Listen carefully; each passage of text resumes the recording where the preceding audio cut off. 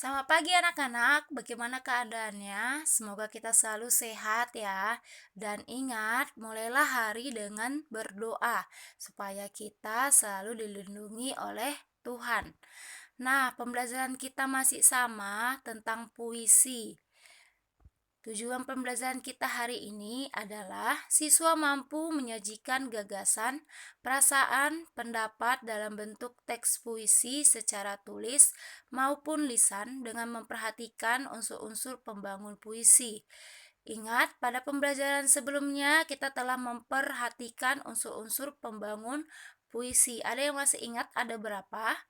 Iya, ada dua, yaitu unsur fisik puisi dan unsur batin puisi. Nah, anak-anak coba lihat sebentar supaya anak-anak bisa mengingat pembelajaran sebelumnya. Oke.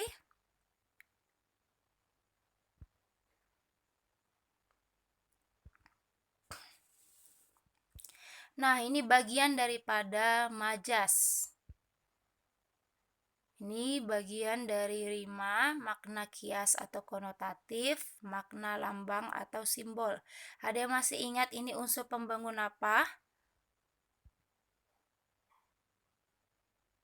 Iya, ini adalah unsur pembangun daripada fiksi.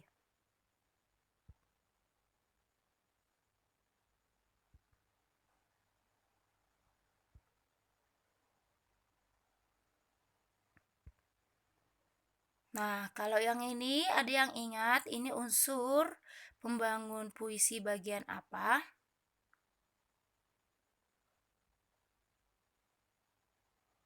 Iya, ini adalah unsur batin puisi. Nah, ini pembelajaran kita sebelumnya juga mengenai langkah-langkah menyimpulkan unsur-unsur pembangun dan makna puisi. Ada yang masih ingat ada berapa? Yang pertama, pahami makna konotatif dan denotatif dari kata-kata atau gabungan kata pada puisi. Yang kedua, temukan simbol-simbol pada puisi, kemudian hubungkan dengan kehidupan nyata. Yang ketiga, resapilah bunyi-bunyi yang ditimbulkan dari kata-kata yang diucapkan dan temukan maknanya. Yang keempat, temukan kata-kata imaji sehingga kamu dapat melihat, mendengar, mencium, dan merasa sebagaimana yang dirasakan oleh penyair. Jadi ada berapa anak-anak langkah-langkah menyimpulkan makna puisi? Iya, ada 4. Nah, hari ini kita mempelajari mengenai langkah-langkah menyusun teks puisi dan hal-hal yang harus diperhatikan dalam membaca puisi sehingga kita dapat menjanjikan teks puisi itu dalam bentuk lisan maupun tulisan. Oke, kita akan memperhatikannya di bagian langkah-langkah menyusun teks puisi. Lihat, ada 4. Yang pertama adalah menentukan tema. Ada yang masih ingat tadi? Tema itu apa? Iya, tema adalah pokok persoalan yang ingin diungkapkan oleh penyair. Contoh tema itu apa anak-anak? Iya, bisa tema puisi itu mengenai ketuhanan, bisa mengenai lingkungan hidup, bisa mengenai percintaan, perjuangan, sosial budaya, pendidikan, dan lain-lainnya. Banyak sekali tema puisi yang pernah kita baca ataupun yang pernah kita tulis. Nah, yang kedua yaitu menentukan diksi. Ada yang masih ingat apa itu diksi? Iya, diksi adalah pilihan kata yang tepat yang digunakan dalam puisi. Oke, kalau kita mau membuat puisi mengenai pahlawan yang gugur di medan perang, itu adalah pilihan kata yang tepat. Jadi, kalau kita menggunakan pahlawan yang mati di medan perang, itu adalah pilihan kata yang tidak tepat karena pahlawan itu menggunakan kata gugur. Oke. Yang ketiga, memperhatikan majas yang digunakan. Ada yang masih ingat apa itu majas? Iya, majas adalah gaya bahasa yang digunakan penyair untuk mengungkapkan suatu makna secara tidak langsung. Bisa merupakan perumpamaan gitu dia. Ada yang masih ingat jenis majasnya yang tadi? Ya, ada personifikasi, membandingkan benda mati seakan-akan benda hidup, ya kan? Hiperbola, membesar-besarkan suatu masalah, seperti itu dia. Yang keempat, menentukan makna yang terkandung dalam puisi tersebut. Berhubungan dengan makna berarti apa itu anak-anak? Amanat. Ya, amanat apa yang disampaikan dalam puisi itu? Apa maknanya? Seperti itu dia. Nah, selanjutnya kita memperhatikan hal-hal yang harus diperhatikan dalam membaca puisi. Lihat, ada 4. Yang pertama adalah teknik pelafalan atau pengucapan bunyi bahasa. Ada yang masih ingat apa itu pengucapan bunyi bahasa?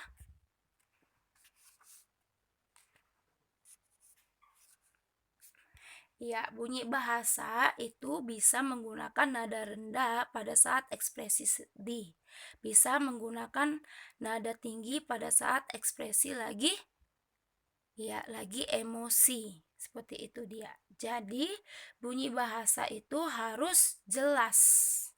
Nah, yang kedua yaitu teknik intonasi, yaitu naik turunnya pengucapan kalimat. Nah, jadi larik-larik puisi tidak diucapkan dengan datar, tetapi ada lagunya. Kadang datar, kadang naik, dan kadang turun. Nah, teknik intonasi ini juga dapat dilatih dengan olah suara. Yang ketiga yaitu teknik ekspresi atau berhubungan dengan wajah. Nah, ungkapan wajah itu di dalam puisi harus berbeda, ya kan? Ketika membawakan puisi yang bernuansa gembira dengan puisi yang bernuansa sedih, itu ada bedanya. Itu tergantung dengan ungkapan wajah kita. Selanjutnya ada teknik gestur atau gerak-gerik tubuh, yaitu berkaitan dengan perpindahan tubuh atau anggota tubuh. Nah, teknik gestur ini dapat dilatih dengan olah gerak, baik itu tangan, baik itu kaki, baik itu pinggul. Nah, seperti itu dia hal-hal yang harus diperhatikan dalam membaca puisi. Oke, kita juga bisa membaca puisi dengan deklamasi, yaitu cara membaca puisi di depan umum tanpa membawa teks puisi, karena puisi sudah dihafalkan sebelumnya, disertai dengan ekspresi dan gestur, ya, disertai dengan ungkapan wajah dan gerak-gerik tubuh. Nah, ini dia langkah-langkah dalam mendeklamasikan puisi. Ada 6 anak-anak, perhatikan. Yang pertama ada konsentrasi atau pemusatan pikiran saat membaca. Kita harus fokus ketika kita membaca puisi itu. Yang kedua, kita berlatih vokal sebelum membacanya. Iya, berhubungan juga dengan apa? Intonasi. Yang ketiga yaitu memperhatikan kejelasan artikulasi saat membaca. Oke, cukup mengerti ya, Nak? I, U, E, O-nya itu jelas. Yang keempat, memperhatikan kata-kata yang perlu penekanan. Iya, menggunakan emosi, bisa menggunakan nada yang rendah juga bisa ketika ekspresinya sedih, seperti itu dia. Nah, yang kelima, menyesuaikan ekspresi dengan tema atau isi puisi yang dibaca. Oke, cukup jelas ya. Yang terakhir, yang keenam, menyesuaikan gerak anggota badan dengan puisi yang dibaca. Berarti badan kita bergerak, tangan kiri kadang tangan kanan, seperti itu dia. Juga bisa mainkan kaki kanan ataupun kaki kiri. Nah, itu dia mengenai langkah-langkah dalam mendeklamasikan puisi. Selanjutnya anak-anak, kalian akan mengerjakan tugas untuk bagian menyajikan teks puisi. Lihat di Google Classroom. Perhatikan langkah-langkahnya dan kerjakan di buku latihan, lalu fotokan dan kirim ke Google Classroom. Oke, selamat pagi anak-anak. Semoga Tuhan selalu memberkati kita semua.